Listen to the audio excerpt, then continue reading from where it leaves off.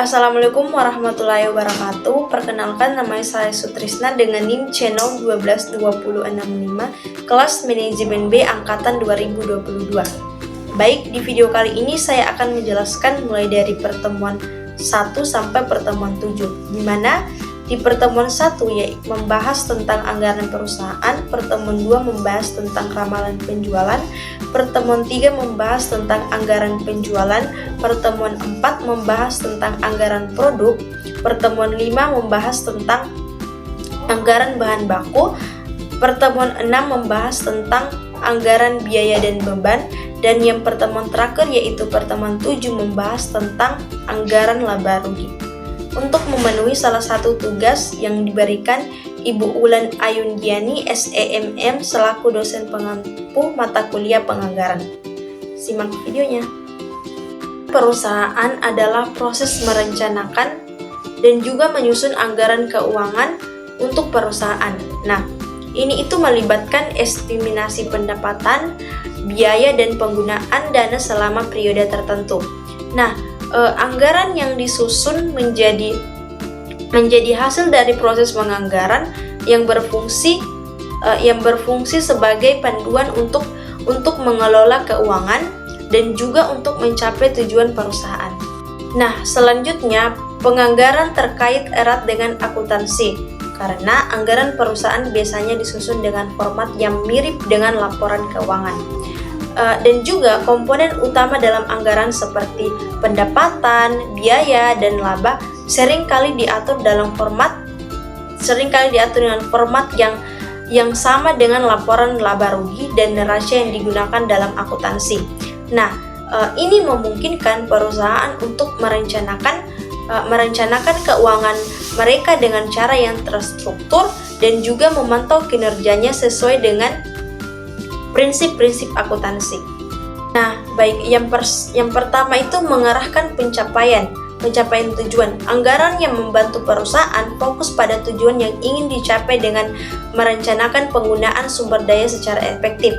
Nah, yang kedua itu menilai kinerja karyawan. Anggaran bisa digunakan untuk mengevaluasi kinerja karyawan. Apakah mereka mencapai target yang telah ditetapkan atau tidak. Nah, yang ketiga, memotivasi karyawan. Nah, dengan adanya anggaran yang jelas, karyawan bisa lebih termotivasi untuk bekerja keras demi mencapai tujuan dari sebuah perusahaan tersebut dan juga untuk memenuhi target yang ada. Baik, yang pertama itu anggaran operasional. Nah, anggaran ini merupakan anggaran yang merencanakan pengeluaran dan pendapatan sehari-hari untuk kegiatan operasional perusahaan, seperti biaya gaji, bahan baku, dan biaya lainnya. Yang kedua itu ada anggaran laba rugi. Nah, anggaran ini memperkirakan pendapatan dan biaya selama periode tertentu untuk menghitung laba atau rugi yang akan diperoleh oleh sebuah perusahaan. Nah, yang ketiga itu ada anggaran keuangan. Nah, anggaran ini berfokus pada aliran kas perusahaan, termasuk yaitu proyeksi pemasukan dan pengeluaran uang tunai serta kebutuhan pendanaan. Nah, yang keempat itu ada anggaran neraca. Nah, anggaran ini merupakan anggaran yang memperkirakan posisi keuangan perusahaan di masa depan, termasuk aset, kewajiban, dan ekuitas yang dimiliki perusahaan. Nah, dari keempat jenis anggaran ini membantu perusahaan merencanakan dan mengontrol keuangan agar tetap sehat dan terstruktur. Baik, tujuan disusunnya anggaran adalah untuk yang pertama itu pembatasan dana. Nah, anggaran membantu mengatur beberapa banyak dana yang diperlukan dan juga digunakan agar tidak melebihi batas yang sudah direncanakan. Nah, yang kedua itu rincian sumber dana. Nah, anggaran merinci dari mana saja dana akan diperoleh dan bagaimana sih dana tersebut akan diinvestasikan. Nah, yang ketiga untuk mempermudah pengawasan. Nah, dengan anggaran yang jelas, maka perusahaan bisa lebih mudah untuk memantau pengeluaran dan memastikan semuanya berjalan sesuai rencana. Nah, penganggaran perusahaan adalah proses merencanakan keuangan untuk organisasi yang fokus pada mencari laba seperti perusahaan bisnis. Nah, sedangkan penganggaran non perusahaan adalah perencanaan keuangan untuk organisasi yang tidak bertujuan mencari laba seperti lembaga pemerintah. Seperti lembaga pemerintah, yayasan, atau organisasi sosial. Jadi, perbedaan yang terletak pada tujuan utama yaitu mencari laba atau bukan. Nah, baik. Jadi, penganggaran adalah proses menyusun rencana keuangan untuk masa depan. Nah, sedangkan penganggaran adalah hasil atau dokumentasi yang berisi rencana tersebut. Nah, jadi penganggaran adalah proses dan anggaran adalah rencananya. Nah, perencanaan adalah proses merencanakan langkah-langkah untuk mencapai tujuan, sementara rencana adalah hasil atau dokumen yang berisi langkah-langkah yang telah direncanakan. Nah, jadi perencanaan adalah kegiatan dan rencana adalah hasilnya.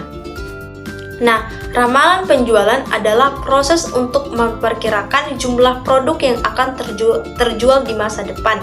Nah, berdasarkan data penjualan yang sudah ada atau kondisi yang mungkin terjadi, tujuannya untuk membantu perusahaan merencanakan produksi dan strategi pemasaran. Nah, ramalan penjualan secara kualitatif dilakukan dengan mengumpulkan pendapat dari berbagai pihak yang memiliki pengetahuan tentang pasar dan produk. Nah, beberapa metode yang digunakan yaitu yang pertama, pendapat tenaga penjualan. Nah, ini mengandalkan masukan dari tenaga penjual yang langsung berinteraksi dengan pelanggan. Nah, yang kedua itu ada pendapat manajer divisi penjualan. Nah, pendapat ini menggunakan pandangan dari manajer yang memimpin tim.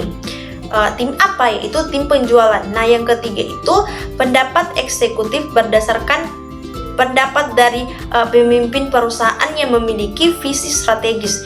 Nah, yang keempat pendapat para pakar. Nah, mengandalkan wawasan dari ahli yang berpengalaman di bidang tertentu. Nah, yang kelima itu pendapat survei konsumen. Nah, berdasarkan hasil survei atau feedback langsung dari konsumen mengenai produk tersebut. Nah, metode-metode ini digunakan untuk mendapatkan perkiraan yang lebih akurat tentang penjualan di masa depan. Nah, selanjutnya, perusahaan kecil dan menengah sering menggunakan metode pendapat juri dari eksekutif untuk meramal penjualan. Nah, metode ini melibatkan penggabungan pendapat dari para eksekutif tingkat atas dalam perusahaan. Nah, ramalan penjualan yang akurat sangat penting karena membantu bisnis untuk merencanakan masa depan dengan lebih baik. Nah, dengan adanya ramalan yang tepat, maka perusahaan dapat memastikan memiliki cukup sumber daya untuk memenuhi permintaan pelanggan dan juga untuk mencapai target penjualan. Nah, selanjutnya, anggaran penjualan adalah rencana yang tertulis yang mengestimasi jumlah produk yang akan dijual oleh perusahaan dalam periode tertentu, dan dihitung dalam angka. Nah, penjualan merupakan sumber pendapatan atau revenue yang disebut juga sebagai dapatan jualan. Nah, penjualan ini terbagi menjadi jualan kotor. Jualan kotor adalah total penjualan sebelum potongan atau retur. Nah, dan juga jualan bersih, yaitu didapat setelah mengurangi potongan dan retur jualan dari penjualan kotor. Nah, selanjutnya, anggaran penjualan adalah perkiraan hasil yang akan didapatkan dari proses penjualan dalam periode tertentu. Nah, menjual berarti proses menyerahkan produk kepada pembeli dengan harga yang telah ditetapkan, mulai dari penentuan harga hingga produk sampai konsumen. Nah, sementara itu jualan adalah hasil dari proses menjual atau pendapatan yang diperoleh dari penjualan produk. Nah, jadi penjualan merujuk pada hasil atau pendapatan, sedangkan jualan lebih kepada aktivitas atau proses menjual itu sendiri. Nah, selanjutnya manfaat anggaran penjualan, yaitu sebagai dasar untuk menyusun anggaran lainnya seperti anggaran biaya dan anggaran produksi. Nah, anggaran penjualan juga sangat penting karena menjadi kunci untuk meraih laba Karena semakin tinggi penjualannya, maka semakin besar pula potensi laba yang akan bisa kita peroleh dari sebuah perusahaan. Nah, penyusunan anggaran penjualan dimulai dengan mempertimbangkan berbagai faktor yang mempengaruhi penjualan. Nah, selanjutnya itu perusahaan menetapkan harga jual untuk produk di setiap daerah tertentu. Nah, setelah itu perusahaan membuat perkiraan jumlah produk yang akan dijual dan menentukan produk mana yang akan dijual di daerah tertentu. Nah, langkah selanjutnya adalah memperhitungkan berapa sih anggaran penjualan secara keseluruhan, dan akhirnya disusun anggaran penjualan itu yang jelas dan terperinci. Nah, kemudian anggaran produk adalah rencana keuangan untuk membuat produk jadi dan produk yang masih dalam proses produksi dalam periode tertentu. Nah, produk jadi adalah barang yang sudah selesai dibuat dan siap dijual. Nah, sedangkan produk dalam proses yaitu barang yang masih dalam tahap produksi dan belum selesai. Nah, selanjutnya penyusunan anggaran produk dapat dilakukan dengan 4 cara. Yang pertama itu mengutamakan stabilitas produk, yaitu fokus pada penjaga produksi produk yang stabil tanpa banyak perubahan. Nah, yang kedua itu mengutamakan stabilitas kesediaan. Nah, yaitu fokus pada menjaga ketersediaan stok produk yang cukup di gudang. Nah, yang ketiga gabungan stabilitas produk dan kesediaan, yaitu menghubungkan keduanya, yaitu menjaga kestabilan produksi dan ketersediaan stok secara seimbang. Nah, yang keempat itu disesuaikan dengan keperluan manajemen, yaitu anggaran disusun berdasarkan kebutuhan atau prioritas yang ditentukan oleh manajemen perusahaan. Nah, masing-masing cara ini dipilih sesuai dengan tujuan dan strategi perusahaan kita. Nah, selanjutnya bahan baku adalah bahan yang langsung digunakan dalam pembuatan produk dan menjadi bagian yang tidak terpisahkan dari produk jadi. Nah, artinya di sini bahwa bahan baku tersebut secara langsung membentuk atau menyatu dengan produk akhir yang dihasilkan. Nah, selanjutnya anggaran bahan baku terdiri dari yang pertama itu ada anggaran bahan baku dipakai. Nah, perkiraan jumlah bahan baku yang akan digunakan dalam produksi. Nah, yang kedua itu ada anggaran sediaan bahan baku. Nah, perkiraan jumlah bahan baku yang perlu disimpan sebagai stok untuk menjaga kelancaran produksi.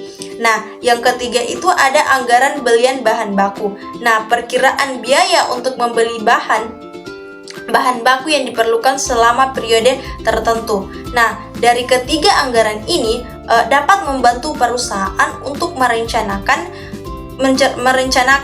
kebutuhan bahan baku dengan lebih efisien. Nah, selanjutnya bahan baku adalah bahan yang langsung digunakan dalam pembuatan produk dan menjadi bagian yang tidak terpisahkan dari produk jadi.